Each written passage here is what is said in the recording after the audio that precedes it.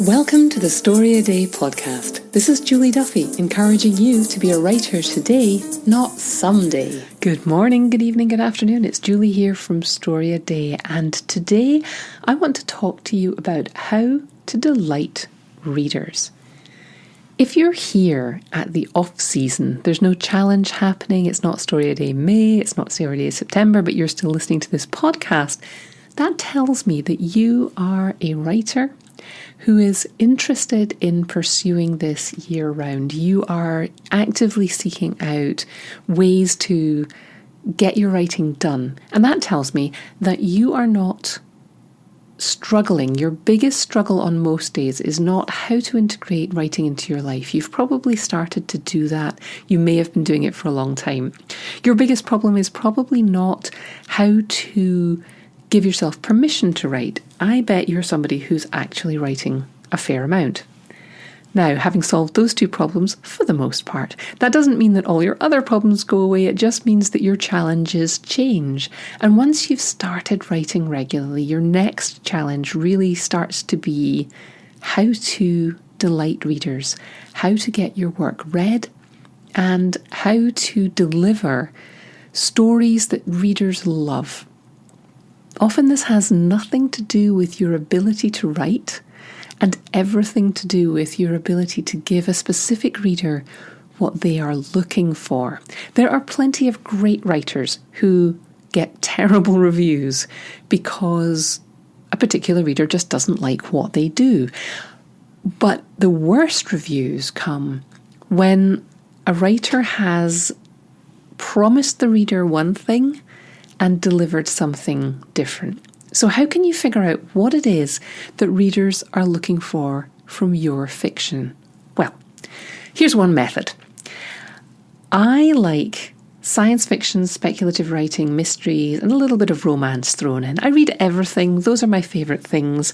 And so if I read a mystery that's written by a first-time mystery writer, even if they have come from Booker Prize winning literary fiction, I'm quite likely going to be irritated by them because they haven't followed all the rules of mystery. And they're going to get a bad review from me. So to avoid this, you need to do some research on what it is readers are looking for in the genre you're writing in. And if you haven't figured out what genre you're writing in, don't despair because they're all being reinvented every day. And Amazon probably has a category for what you are writing. Let me give you an example. So here's how I went about finding out what readers were looking for if I happened to want to write a humorous story. I went onto Amazon and I searched for humor fiction, and I got lots of different results, but the one that caught my eye was one about two women, middle-aged friends. I was like, okay, I can read that. So I looked into it, and it turns out it's not a humour novel. It has humorous moments. But what I did is I went into the description, and this one was by Camille Pagan, and I went into the description and I clicked on that read more thing where it drops down the full description, and underneath there you can see what categories Amazon has put the book, or the publisher has put the book in on Amazon. Turns out there's a category called friendship fiction. I didn't even know that existed. And there's another category underneath that one which was called mothers and children fiction. So that's where this book fell. So if you are writing the kinds of books, a lot of the advice you get, if you're writing like Leanne Moriarty, or if you're writing like Douglas Adams, or if you're writing like Stephen King, go and, read the reviews of other, see what else people are reading in that genre. But that can fall down a little bit because, as I found out in this exercise that I'm going to teach you how to do, people when you get recommended a book on that broader scale, it's not really hitting the same beats for the reader. So, for example, reading the description of the Camille Pagan book, it made me think of Leanne Moriarty, who wrote Big Little Lies, which was that big TV series. It was women's friendships. It was friendship fiction. So I went searching, and sure enough, Leanne Moriarty has that category underneath Big Little Lies as well. It also counts as friendship fiction. So I looked at then the next step in this process of figuring out what readers want from your book is to go and look at the reviews. Now, there are thousands of reviews for each of these books, so I didn't look at all of them. I just looked at the top ones that people were recommending. And I looked at some good and some bad. And I started writing down key phrases from the readers' reviews. And I noticed a pattern. So people who loved this Camille Pagan book that I was looking at said it was thought-provoking. They mentioned the word relationships. They talked about how emotional they felt when reading it. That got several. I was doing little hashtag marks next to it, and that one got several. Big-hearted, emotional, things like that. Humorous came up a number of times as well. So although it's not a humour book, there's humour in the book, which is great when you're writing about people because people can be funny. It also, a word that came up a lot was honesty. So I think in the portrayal of modern women's lives, these people felt it was very honest, which presumably I'm taking to read as warts and all. On the negative side for this book, a lot of other readers said it felt like something important was going to happen and it never did. And they felt like it dragged and they felt like it was boring. And they really hated the ending because it was unrealistic, neat, or predictable. Nothing happens, comes up again and again, and unlikable characters because the main character is complaining about her life a lot. So I thought that was quite interesting because I then flipped over to comparing that with the readers of Big Little Lies by Leanne Moriarty. The people who loved it also said it was hilarious. They loved the complicated characters. They said things like heartwarming, heart-wrenching, getting that emotion thing going. So these two writers really do have some stuff in common. They're writing about women, it's friendship fiction, it's funny in places, it's deeply invested in emotion, it's all about the characters. But here's where they differed. In Big Little Lies, people raved about the tension level, like every review mentioned the tension level. It was a page turner, stuff was happening all the time, there was a twist here and a twist there, and I didn't see that coming, and I couldn't put it down because I was waiting to see what was coming. And none of that happened in Camille Pagan's book. Not saying that either is better than the other, but just that the readers of Leanne Moriarty's books are looking for that tension. They're looking for the mystery. They want all that friendship and emotion and women and humour and wit, but they want tension. So her readers are not necessarily Camille Pagan's readers. And if you market your book or your story as being, if you loved Leanne Moriarty, you'll love this, but you don't have a big mystery in the middle, or you don't have that kind of tension in your writing, then you're going to fail. Now, people who didn't like Big Little Lies also said that it couldn't decide what it wanted to be, whether it wanted to be humorous or whether it wanted to be dramatic. And some people didn't like the plot twists. So fair enough. Those readers weren't looking for that thing. But the point of this exercise is to look at what the readers are specifically saying and then figure out, what is your story trying to be? So if you are writing a story and it's heavily skewing to the relationship stuff and the internal monologue and the navel gazing, don't try and shoehorn in a mystery or a dead body or artificial external events just to create tension. If that's not what your story wants to be, any external events imposed upon the characters that don't come out of their own problems and their own things that they're tripping themselves up with is going to ring false. And it's not going to get you more readers, because some people really love reading that internal navel-gazing stuff. And the readers who want mystery want it to be a real full-throated, tension-based mystery. I fell into this trap myself at one point because I wrote a story that was historical romance, but the blurb I put on it implied to certain readers that it was going to be spicy, and there was going to be, like, the romance was going to be hot and heavy. And so the bad review that I got on this one from one reader was that it wasn't what she was expecting. And that's totally legit. And there's no way I'm going to rewrite that story to do what she wants it to do. What I'm going to do is make sure that I double down on the stuff that is the stuff that interests me and that I really wanted to write about. And I make it clear in the blurb and in any cover letters or queries that go out with it that this is what it is and this is what it's not, so that it's more clear and so that I have better chance of delighting the reader. So it's partly in the marketing, but it's also in the actual writing.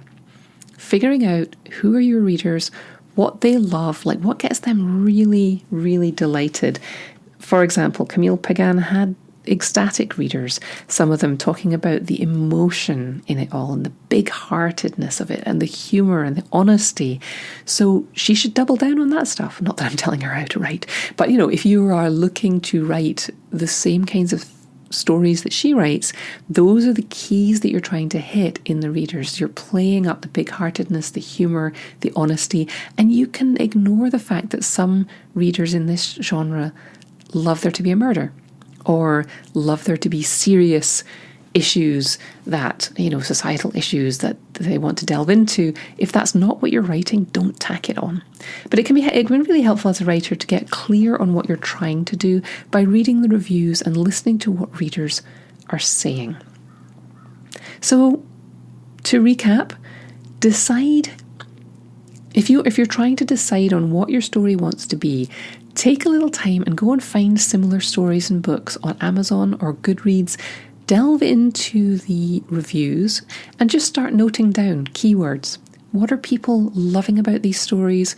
What are people frustrated by about these stories?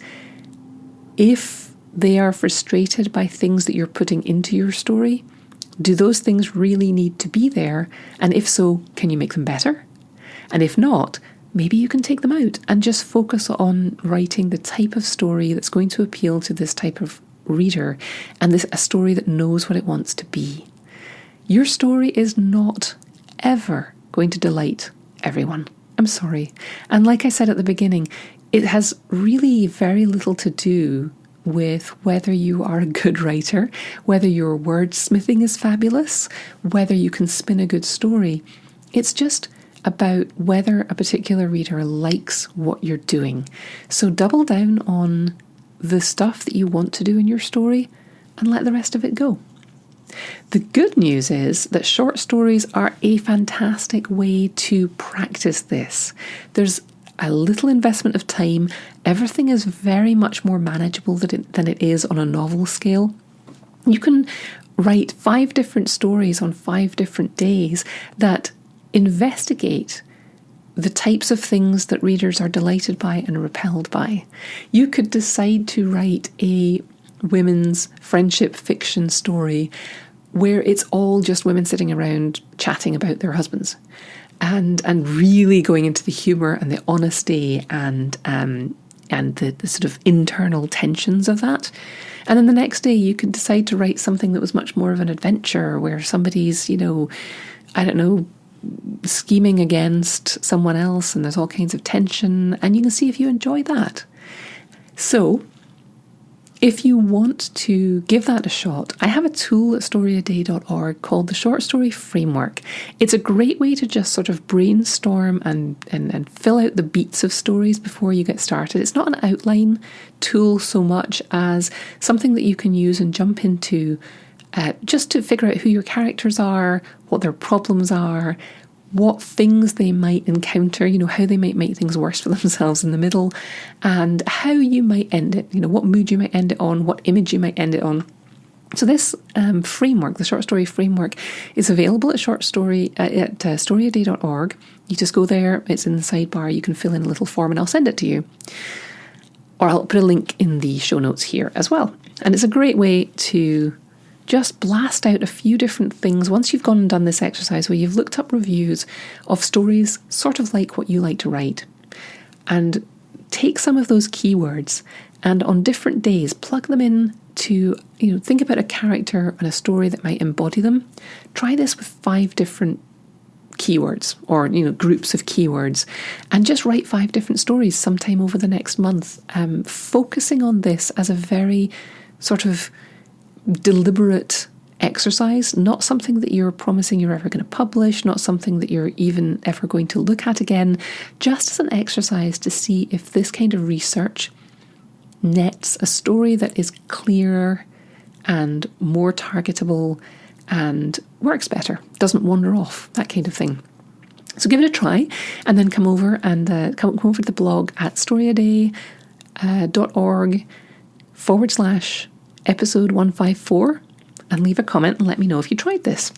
Other places you can leave comments. We are coming up to the beginning of February, and as you know, on the first of every month I post a swagger post at the group, and this is a place, it's our Serious Writers Accountability Group. It's a place for you to come and leave a comment and tell me what you've been up to in the past month, which of your goals you met, which you didn't, and what you're going to do next month. And just write them down somewhere. You put them in the comments, it becomes public, and then you have a certain amount of accountability. You can come back the next month, you can check what you promised to do, and you can let us know whether you made it or not. Do also come back to the blog and check out the prompts every Wednesday. The theme for February is going to be romance. It's not just for the ladies. So I'm tacking on a romance theme because we've got 2 hits in February. We've got Valentine's Day, and then we've got February the 29th, which was traditionally a day when women could propose to men. I know, how quaint. And so I'm using the theme of romance, but really the whole thrust of all of the posts next month is going to be about emotion, because it's so important to get emotion into all of our stories. Well, I hope this has inspired you to get to your desk, do some research, figure out how to delight readers. Let me know how it goes. Now I'm going to be that annoying podcast host who says, if you have enjoyed this episode, please tell a friend, or hop onto iTunes or wherever you listen to your podcasts and give it a review. The more people who find it, the more people writing stories, and as we know, more stories makes the world a better place. So on that note, I will leave you and encourage you to keep writing.